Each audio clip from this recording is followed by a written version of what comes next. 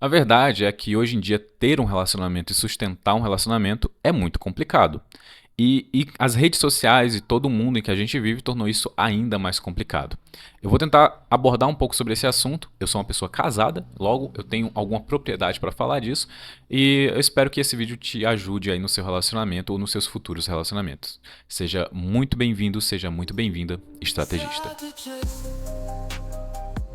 Bom, a verdade é que hoje em dia, com as redes sociais, a gente sabe que existe, querendo ou não, muitos olhos visando a sua vida. Ainda mais se você expõe muito sua vida nas redes sociais, tá? Então, eu tô falando aqui de um casal normal que tira fotos juntos, que mostra os passeios que fez.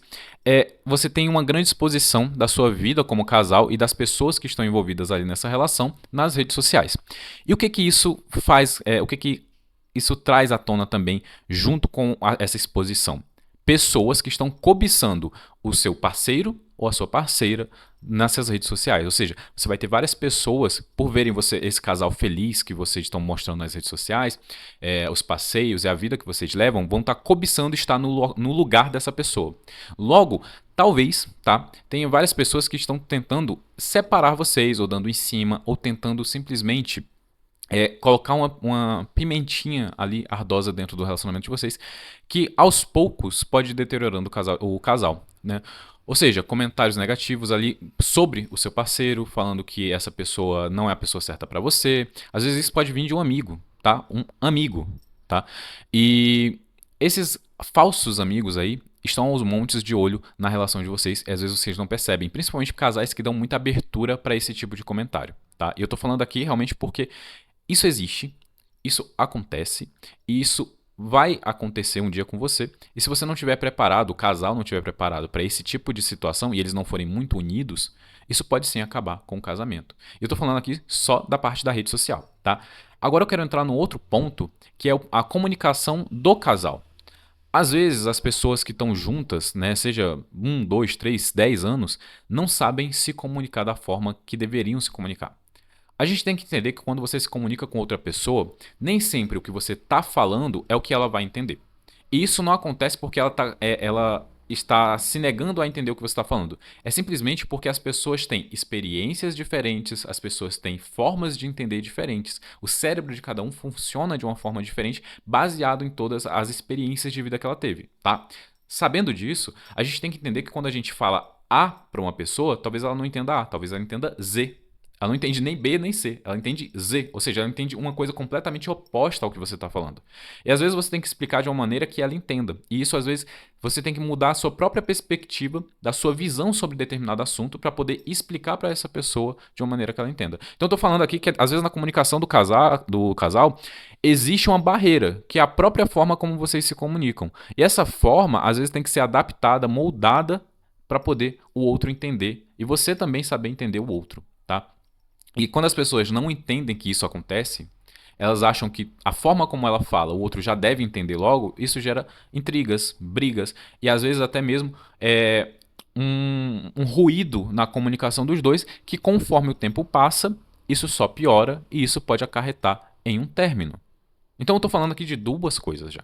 A gente está falando da exposição nas redes sociais e os olhos, né, que cobiçam o que aquele casal tem. A gente está falando do segundo ponto, que é a comunicação. E o terceiro ponto, às vezes, é os objetivos não em comum. Ou seja, as pessoas que estão juntas, mas elas não possuem nenhum objetivo comum no futuro delas. O correto, vamos dizer assim, na minha visão, tá? O correto é que cada um tenha os seus próprios objetivos, mas que eles tenham juntos um objetivo em comum. Ou seja, eu trabalho em A. E eu tenho o meu objetivo de crescer, né, de melhorar a minha empresa, se eu for um empresário, tenho um objetivo de crescer minha empresa, melhorar minha empresa, e esse é o meu objetivo, tornar essa empresa maior exatamente para alguma coisa, para conseguir conquistar mais alguma coisa além da empresa. A empresa vai ser um meio para conquistar algo, tá? Sabendo disso, a minha esposa, ela pode ser uma funcionária pública, vamos dizer assim. E aí, ela é funcionária pública, logo o objetivo dela é passar em um concurso melhor para poder melhorar de cargo dentro dessa linha de funcionário público, certo? Ou seja, aumentar o salário ali passando em um novo concurso. O objetivo dela é estudar para passar em concurso. O meu é de empreender mais para minha empresa crescer. Mas por que ela quer ganhar mais? Qual é o objetivo que ela tem? Talvez seja comprar uma casa. E se meu objetivo ganhando mais como empresário também seja comprar uma casa. Nós temos um objetivo em comum. Entende que se os dois têm objetivos separados, mas que em algum momento esses objetivos eles se unem em um objetivo comum, que talvez seja viajar mais, construir uma casa, ter uma qualidade de vida e uma segurança financeira muito maior. Logo, tudo isso que eu estou falando, talvez esteja muito barulho aqui agora, mas tudo isso que eu estou falando significa que o casal conversa e sabe realmente que eles têm um objetivo, umas metas em comum, além dos objetivos separados de cada um. Eu sou uma pessoa, e aí eu estou trazendo agora para minha vida, que eu gosto de começar muitos projetos. Tá? Eu gosto de fazer isso, eu gosto de começar muitos projetos, eu gosto de testar, de aprender muitas coisas novas, e isso é o meu modo de vida. Isso é uma coisa que me faz muito bem. Tá? Aprender coisas novas e colocar elas em prática no meu dia a dia, tá bom? Isso sou eu. Minha esposa já não é tanto disso. Ela gosta mais de focar em uma coisa só e se aprimorar naquela única coisa. Vou dar um exemplo bem prático disso. Eu gosto muito de edição de vídeo. Logo, eu quero me aprimorar mais e mais nessa edição de vídeo. E então eu vou aprimorando isso. Só que em algum momento, essa parte da edição de vídeo pode se juntar com a animação para jogos. E aí eu começo a aprender uma nova habilidade que é a animação para jogos.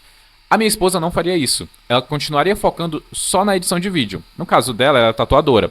E aí, o que ela acontece? Ela está se profissionalizando cada vez mais, ela está se tornando uma especialista maior no ramo da tatuagem. E ela não sai desse ramo.